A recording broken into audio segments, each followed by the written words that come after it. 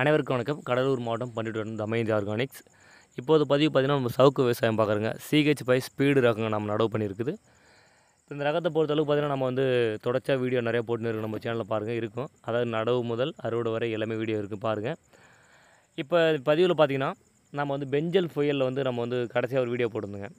நம்ம சவுக்கு வந்து நல்ல 100 மடங்கு வந்து ஃபுல்லாகவே அடியோடு சாஞ்சிடுதுங்க. நெல் மடிகிற மாதிரி மடிஞ்சிடுதுங்க. அதை வந்து ஆட்களை வச்சு ரொம்ப சிரமப்பட்டு நிமித்தி நம்ம சரி பண்ணி கொண்டு வந்தோங்க. இப்போ பார்த்தா 100 மடங்கு சாஞ்சதில் வந்து 90% சரியாயிடுதுங்க. ஒன்றும் பிரச்சனை கிடையாது. மீதி ஒரு 10% வந்து அது வேர் வந்து ரொம்ப தூக்கி நிமித்தும் போது உடஞ்சி போகுதுங்க. வேர் உடஞ்சதால் அந்த சவுக்கு மரத்தை நம்ம வந்து இன்னமும் சரி பண்ண முடியல. ஒரு 10% வந்து நம்மளுக்கு இது லாஸ் தாங்க. ஆனால் 90% மரங்கள் நல்லா சரியாக வந்துடுதுங்க. இருந்தாலும் 1-2 சாஞ்ச மரத்தெல்லாம் வந்து பார்த்திங்கன்னா ஓரளவுக்கு அந்த ஒரு மரம் சாஞ்சிருந்தனாவே அதுக்கப்புறம் நுனியில் வந்து துளிர் வராதுங்க. அது நடுமதில் வந்து சின்ன துளிர் வச்சு அந்த மரம் வந்து பெருக்க முடியாமல் சைடு பிசில் நிறையா வந்துட்டு இருக்குங்க. அப்படி நிறையா வருதுனாவே அந்த மரம் வந்து பெருக்காதுங்க. அவ்வளோதான், அந்த மரம் வேஸ்ட் ஆகிடுங்க. இருந்தாலும் நாம் வந்து இப்போதைக்கு ஒரு ஆல்டர்னேட்டிவ் நம்ம சரி பண்ணலாங்க. அது எப்படி சரி பண்ணலாம் பார்த்திங்கன்னா, அதை ஆல்ரெடி முன்னாடி சரி பண்ணியிருக்கணும். அது நம்மளுக்கு நேரங்கள் சரி வரலைங்க. ஏன்னா தொடர்ச்சியாக வந்து மழை காற்று மழையாக இருக்கிறதால நம்ம வந்து கொஞ்சம் கொஞ்சமாக சரி பண்ணிட்டே வந்தோம். இப்போ கடைசியாக வந்து ஒரு 10% மரங்கள் மட்டும் அப்படியே அடியோடு படுத்துட்டு இருந்துங்க. சரி, அதை என்ன பண்ணலான்னு பார்த்தீங்கன்னா, நிலத்தில் தண்ணி பாய்ச்சிடுங்க. தண்ணி நல்லா ஃபுல்லாக பாய்ச்சிட்டு அந்த சைடு பிசுலாம் முதல்ல கழிச்சிடணுங்க. அது சைடு பிசுறு வந்தாவே மரம் பெருக்காது. அது வந்து நம்ம சைடு பிசுலாம் சின்னதாக இருக்கும். அப்படியே துளிர் அந்த மேலே சவுக்கு இலைகள் வருதுல்ல, அந்த இலைகள் வந்து மரத்தில் நடுமத்தில் வந்துடும்.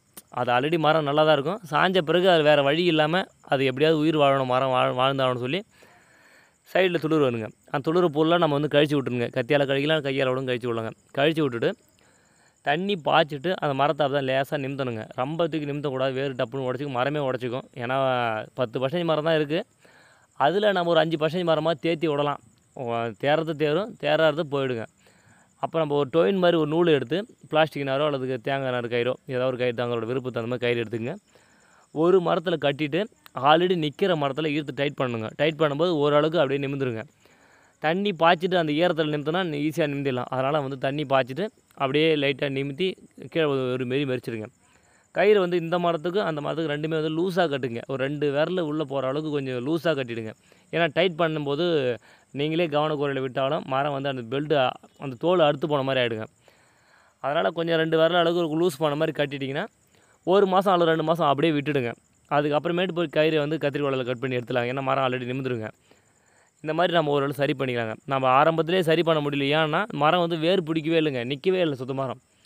ஓரளவுக்கு நம்ம வந்து ஆளுங்களை விட்டு பெரிய ஆளுங்களை விட்டு நம்ம வந்து நல்லா ஃபுல்லாகவே சரி பண்ணி கொண்டு வந்தோம். அப்படி மீறி ஒரு 10% மரங்கள் வந்து நம்மளால் முடியாமல் அதுவாகவே கீழே ஊந்துடுது. சரி, வேர் பிடிக்கட்டும், புது வேர் வந்த பிறகு நம்ம நிமித்தினா ஓரளவு சரி வருங்க. அதனால் நம்ம பார்த்திங்கன்னா இப்போ வந்து இதே பாருங்க, இந்த செடி பார்த்திங்கன்னா மரம் வந்து சாஞ்சிடுதுங்க. அதில் கோவா செடி ஏறுது, மொசு செடி ஏறும். இந்த மாதிரி செடிலாம் கொஞ்சம் பார்த்துன்னு கொஞ்சம் அப்புறப்படுத்தி எடுத்துக்கங்க.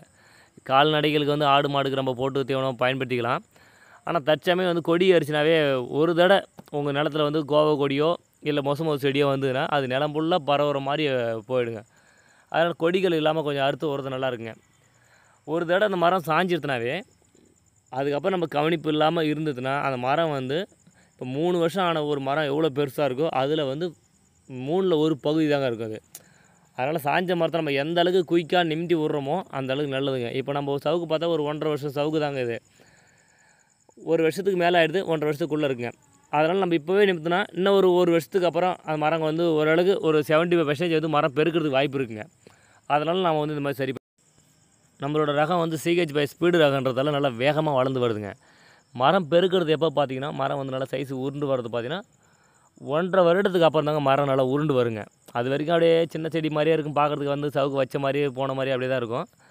1 வருஷம் 1.5 வருஷத்துக்கு அப்புறம் மரம் வந்து பார்த்திங்கன்னா நல்லா வேகமாக பெருக்க ஆரம்பிக்குங்க. இந்த நேரத்தில் நம்ம இந்த மாதிரி சின்ன பிரச்சனை சரி பண்ணாமல் விட்டுட்டா கொஞ்சம் நஷ்டமாகிறதுல கொஞ்சம் அதிகமாக நஷ்டமாகும், வேறு ஒன்றும் கிடையாதுங்க. மரம் வந்து இப்போ 1.5 வருஷத்துக்கு அப்புறம் பெருக்க ஆரம்பிக்குங்க. அனைவரும் இயற்கை விவசாயம் செய்வோம். கண்டிப்பாக நல்லா இருப்போம். வாழ்க வளமுடன். இயற்கை விவசாயத்துக்கு தேவையான அனைத்து விதமான இயற்கை எடுப்பொருளும் தயார் பண்ணுறவங்க நியாயமான விலையில் தமிழகம் முழுவதும் அனுப்பிட்டுருக்கோம். தேவைப்பட்ட நபர்கள் நம்ம தொடர்பு கொண்டு அந்த மெட்டீரியலை பெற்று செல்லாங்க. என்னென்ன பொருள் தயார் பண்ணுறீங்க பார்த்தீங்கன்னா, நாட்டு மாட்டு பஞ்சகாவியங்க, நாட்டு மாட்டு பஞ்சகாவியம், மீன் அமிலம், எருக்கு கரைசல், இலைகள் மைக்ரோ நியூட்ரியன்ட்டு, 18 இலை மூலிகை பூச்சி விரட்டி, பழங்கள் ஈயம், தேமோர் கரைசல், வீடு கிளீன் பண்ணுற பயோ கிளீனருங்க. அப்புறம் மேம்படுத்தப்பட்ட செம்மறி ஆட்டு உரம், மேம்படுத்தப்பட்ட தொழு உரம், வீட்டுக்கு பயன்படுத்தக்கூடிய மூலிகை வத்தி, மூலிகை குளியல் பொடி, கனஜீவாமிர்தம், மாடி தோட்ட விவசாயத்துக்கு பயன்படுத்தக்கூடிய கனஜீவாமிர்தம், வேப்பம் புண்ணாக்கு, நாட்டு மாட்டு வரட்டி, மண் வளத்தை மேம்படுத்தக்கூடிய பலதானிய விதைகள், மண் வளத்தை மேம்படுத்தக்கூடிய பலதானிய விதைகள்லாம் பண்ணிட்டுருங்க.